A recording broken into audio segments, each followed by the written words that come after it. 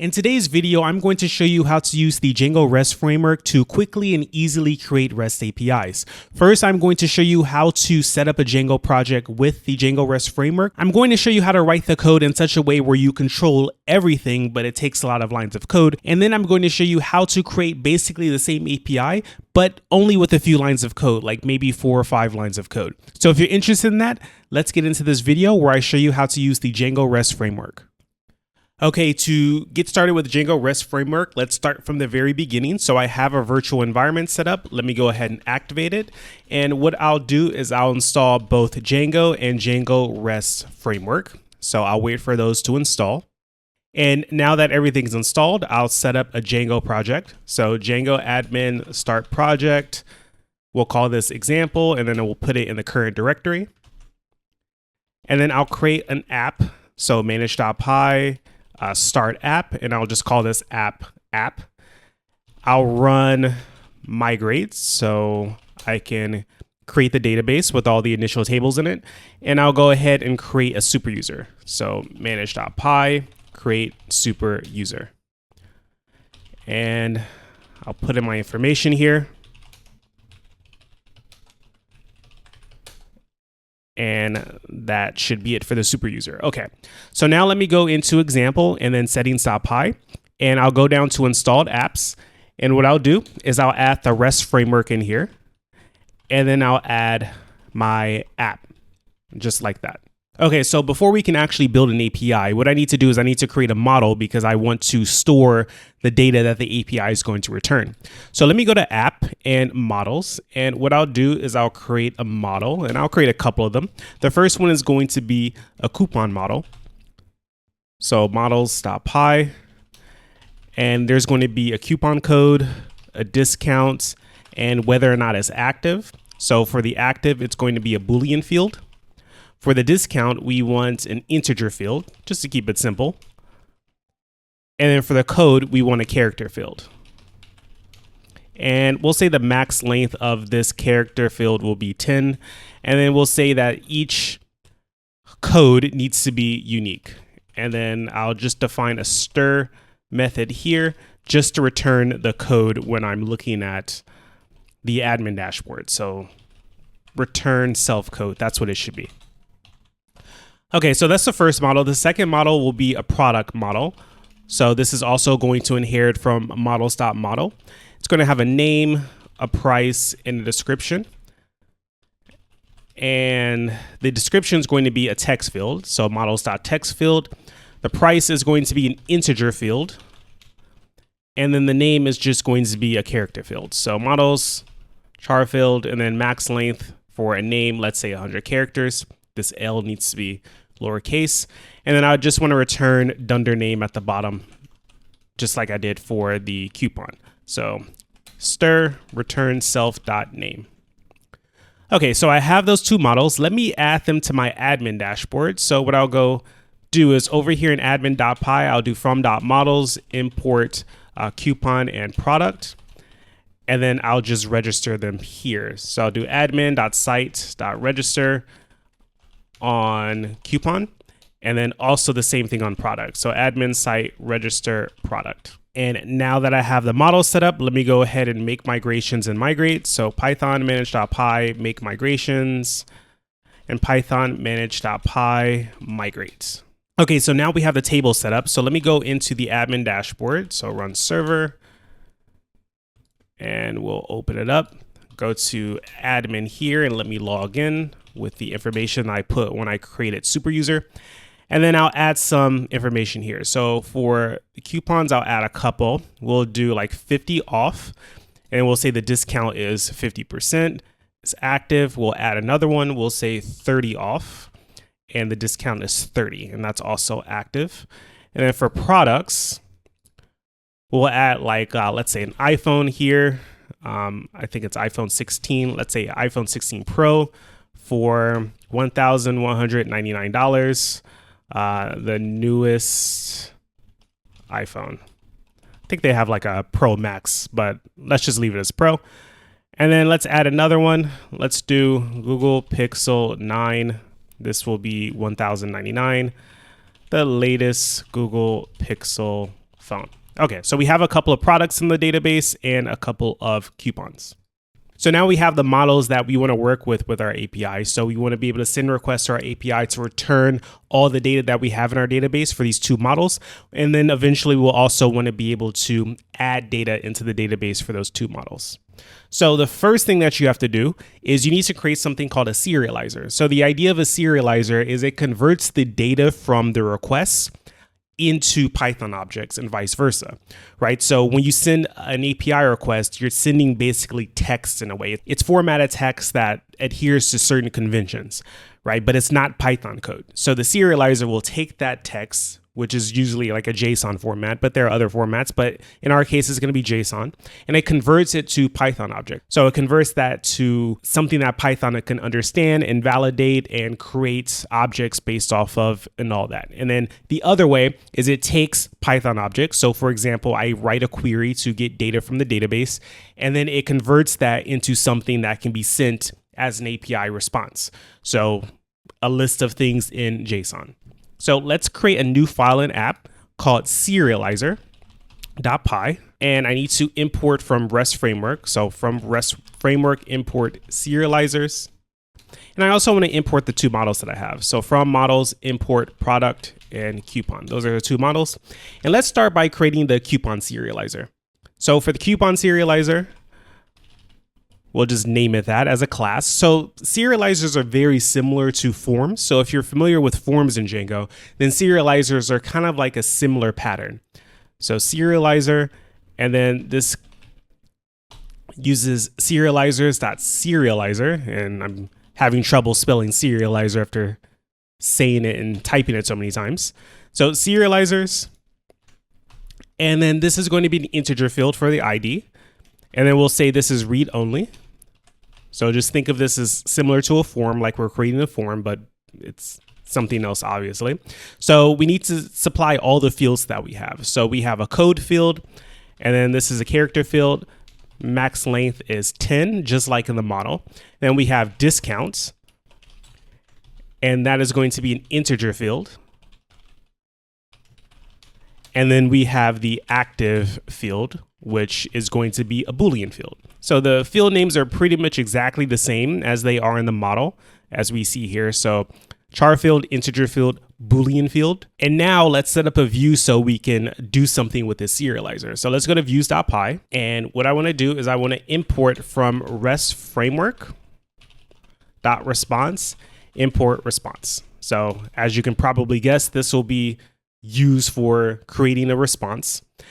And then I also want to import something called API views. So from REST Framework.views, import API view. So this will allow me to create a view that works as an API basically. So let me import the other stuff. So from models, import coupon, and then from serializers, import the coupon serializer. Okay, so now let me create a view. So this will be a class-based view. So coupon API view is what I want to call it, and it needs to inherit from API view, the one that I just brought in. And then you define methods on it based off of the request method. So I want to handle GET requests. So when I send a GET request to whatever URL I set up for this, I want to send a GET request, and this takes in self and request as parameters. And then what I want to do is I simply want to query for all the coupons. So coupon.objects.all. And then I'm going to use the serializer. So first I need to instantiate my serializer. So serializer, and then I'm going to take the coupon serializer that I had, and I'm going to pass in the objects, so coupons, and then I have to say that mini equals true, just to tell it that this is going to be a list of things, not just one thing. And then finally, I can return a response. So return response. And then this is a dictionary. So coupons is going to be the key, and then the value is going to be all the data. So the data comes from the serializer. So the serializer is going to convert this list of coupons into something that I can put in this dictionary. So serializer.data. Okay, so that's enough for the view. And now let's go to the urls.py for the project. And let me get rid of all this stuff up here. And I'll just do from app import views. And then on the path, I can do something like coupons and it's going to be views.coupon API view as view, just like all class-based views. And then I really don't need a name for this. I won't be referencing the name. And then for the path, I can put something like API in front of it if I wanted to, but just to keep this simple, I'm just going to leave it as coupons. We see here that there's no module name app.serializers. That's because I didn't put an S on the end. So serializer should be serializer. So let me run that again. Okay, so it looks like it's working. So now let me go over to my browser and I'll just go to that URL that I just created. So /coupons. And notice this is what I get. So I didn't do anything to create like a template of what the page will look like. This comes from a Django REST framework. So as soon as you install it as an app, you get these nice looking pages where you can see your API and do different things with your API. So here we see the coupons, and then we see the two that we have. So the 50% off and the 30% off. And I can only do GET requests. So I only have the option for GET requests, but that's all I defined in my code. So this is pretty cool that with Django REST Framework, we're able to quickly get up and running with our API. And this is actually not even the easiest way to get started with an API, but I just wanted to show you like how things work internally. So when I go further and make it even easier, you know what the framework is doing for you. So you saw we can only see them. So what if we wanted to create new coupons? So what we can do is we can go to the serializer and we can add a method called create. So let's call it create here. It's going to take in self, and it's going to take in something called validated data. So validated data. And the validated data is basically the serializer's data after it validates that these things match the validation criteria. So for example, when you pass in a code, it is a character that is no longer than 10 characters. If you pass in a discount, it is an integer, and so on. So after that's been validated, I'll get access to this validated data. And then what I can do is I can create a new coupon based off of that. So return coupon objects create, and I'll just pass in validated data. Right, so I'll just pass this in as a dictionary by using the 2 stars, and then it will create a new coupon. So I'm going to send a request. The serializer is going to get a hold of it, and then it's going to validate it, and then it's going to call this create, and then it's going to create an actual new coupon. So I need to go over to views to set up that part where it actually takes in the data. So I'm going to create a post method here. Takes in self and requests. And the first thing to do is I need to instantiate the serializer. So let me just copy this. But instead of passing just the data that we want, we need to pass in the data that we received. So I can do data equals requests.data. So this will be the data that the user's sending, and it's going to be passed to the coupon serializer. And then once I have the serializer object, I can validate it. So I can do serializer, and let me just copy that. Serializer.isValid, and then that will then allow me to do serializer.save, and the save method internally will call the create that we just made. And then what I can do is I can return a response, so same response class, and for the data I can do like serializer.data, and then I can pass in a status, so the status that I want to appear when this response returns successfully. So that can be status.http 201 created, just to use the regular HTTP 201 status code. And I need to import this status. So I can just do from REST framework import status. Okay, so the URL is already set up, so I don't have to do anything there. So let me go back here and refresh. And notice when I refresh, we get this thing down here. So we get this form that allows me to put in information. So the idea is I can put in a new coupon here, post it, and it will create it in the database. So let's give that a try. So I'm going to use the same formatting since this is JSON. So I don't need to supply the ID because that's auto-generated. So for the code, I'll say this code is going to be save 60. And then the discount for this, so discount is going to be 60%, and the active is going to be true. Okay, so I just need to make sure this is valid JSON. It looks like it is. Let me just copy it just in case it isn't. Post. Okay, so we posted and it looks like it returned successfully. We see HTTP 201 created, so we get the right status code. We see the ID is 3, so I didn't pass in the ID. It was generated for me. The new code is save 60. The discount is 60. And if I go back to the main page, now I see a third coupon in here. So instead of the first two that I added in the admin dashboard, I see the third one in there as well. Okay, so we saw how to create a simple API that takes in GET and POST requests with REST Framework using this approach. So that was actually pretty easy, but there's an even easier way to do it. And that's what I'm going to show you now. So let's do that with the product API. So the first thing I need to do with the product API is I need to create a serializer. So that was the first step for coupon. It will be the first step for the product. So let's do product serializer. And this is going to inherit from serializers.model serializer. So this is analogous to a model form. And instead of passing the fields directly, I need to define a meta class. And I just need to say what model this is for. So the model is going to be product. And then I need to say what fields I'm concerned with. And for this purpose, I'll say I'm concerned with all fields. So you just pass a string with underscore, underscore, all, underscore, underscore, or dunder all, and it will use all the fields for the serializer. So then that's it for the serializer. So now let's go to views.py. And in here, let me make sure I import those two. So product and then this product serializer that I just created. And then now let me go and create a new class. And this class is going to be called products, but not API view. I'm going to call this product view set. So product view set, and it's going to inherit from something called model view set. So let me go ahead and import that. Let me put a capital S here.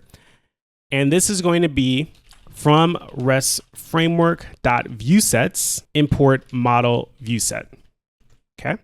So now in the product view set, I need to define two things. The query set. So the query set is just how you get all the objects. So you just pass a query. So product.objects.all. And then the serializer class. So serializer class, and then we need to pass in the product serializer. And then that's it. That's it for the view. So instead of writing all this, it's just 2 lines of code. And then finally in the URLs, let's go back here. What I can do is I can import something called a router. So I'll do from REST underscore framework dot routers import default router. And then I need to instantiate that router. So router equals default router. And then I need to register a URL on it. So I'll do router.register products and then views.product view set here. So what's happening is the router is something that holds onto a bunch of basically views for different APIs that you can have. This will be the URL part. And then this just says like, what are the views or where are the views? And then it's going to do the rest of the work of creating the actual URL pattern. And to do that, we just append routers.urls to the end of our URL patterns. And this should be router, not routers. So router singular. Yeah, so that works. And now we go back over. You can refresh. And now we see this API root thing here. So that comes from the router. Click on that and we see products. So we don't see coupons because I didn't attach it to the router, but products are attached to the router. So we have this home page that shows us the endpoints. If I click on that, we see the product list here. I see the iPhone 16 and I see the Google Pixel 9. If I put in, let's say Samsung Galaxy 25, let's say 1300, new phone, hit posts. It adds it. And then if I go back to the product list, we see that it gets added. So all of this is working the same way as the first API endpoint that I created, but I wrote significantly less code to get this to work. So as you can see, it's really simple to get an API set up in either way. If I wanted to, I can even send requests using a tool like this.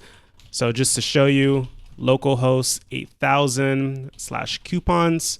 Let's send, and we see the coupons here. If I do products, should be the same thing. We see the products here. So it doesn't really matter how you send the request. You can use the browser like before, or you can use a tool like this where you can send requests directly. The API works in the way that we want. So that's all I wanted to cover in this video on how to get started with the Django REST Framework. As you can see, it's really easy to use to create APIs. If you're interested in learning more about how to use Django REST Framework, I have other videos on my channel where you can learn how to use and extend the Django REST Framework to make your APIs even better.